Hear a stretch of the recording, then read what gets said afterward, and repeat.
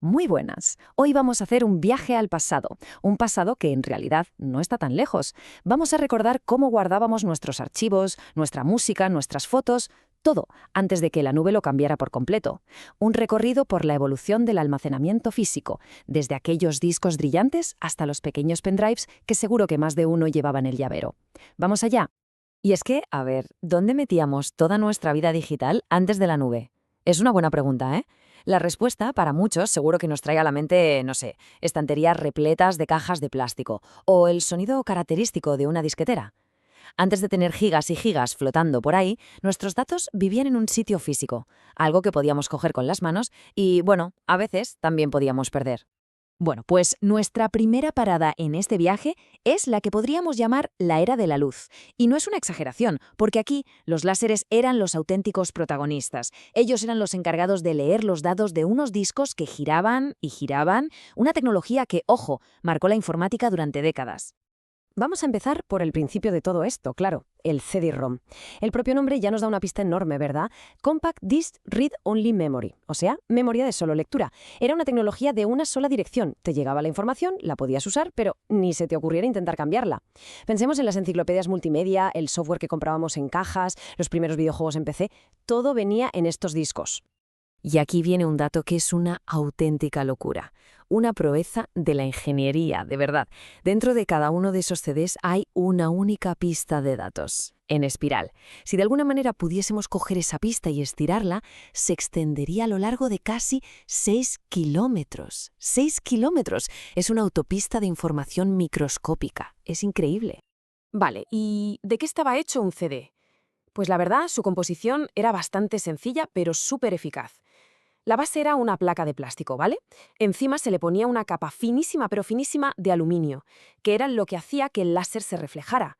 Y para terminar, otra capa de plástico por encima para protegerlo todo.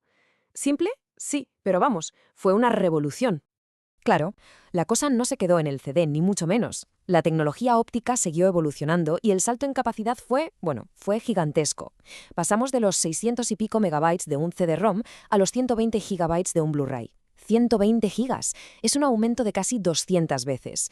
Para que nos hagamos una idea, es como tener la información de una torre de 200 CDs en un único disco. Brutal.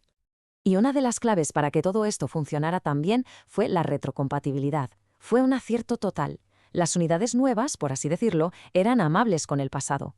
Un lector de Blu-ray podía leer sin problemas los DVDs y los CDs antiguos. Ahora, al revés, nanay, un lector de CD-ROM no tenía ni la más remota idea de qué hacer con un DVD. La jerarquía tecnológica estaba clarísima. Entonces, aquí llega la pregunta del millón. Si los discos ópticos se hicieron tan potentes, con tanta capacidad, ¿por qué dejamos de usarlos en nuestro día a día? O sea, ¿qué pasó? Porque esos discos que cuidábamos como si fueran oro pasaron de ser indispensables a, objetos de colección. Pues la respuesta no está en la capacidad, no, está en la comodidad. Y eso justamente nos lleva a la siguiente gran revolución. Y así entramos de lleno en la revolución de bolsillo. El almacenamiento de repente se hizo enano, súper rápido y, lo más importante de todo, se podía reescribir una y otra vez con una facilidad pasmosa. Esto cambió para siempre la forma en que movíamos nuestros archivos de un sitio a otro. Los grandes protagonistas de esta nueva era fueron, básicamente, dos. Por un lado, el pendrive USB. ¿Quién no ha tenido uno? Ese pequeño dispositivo que se convirtió en una parte más del llavero de cualquier estudiante o profesional. Y por otro, las tarjetas de memoria, que fueron las que le dieron superpoderes de almacenamiento a nuestras cámaras digitales y más tarde a los teléfonos. De hecho, la fuente original lo deja clarísimo, lo resume de una forma muy contundente. No hay una manera mejor de describir este cambio de guardia tecnológico. El pendrive no llegó para ser un amigo del CD o del DVD. No, llegó para sustituirlos por completo en el uso diario.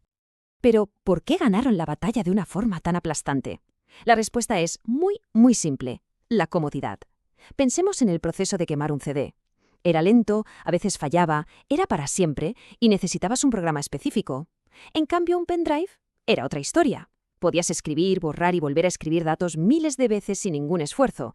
Además, eran pequeños, muchísimo más resistentes y, claro, no se rayaban. Es que se adaptaban perfectamente a la vida moderna.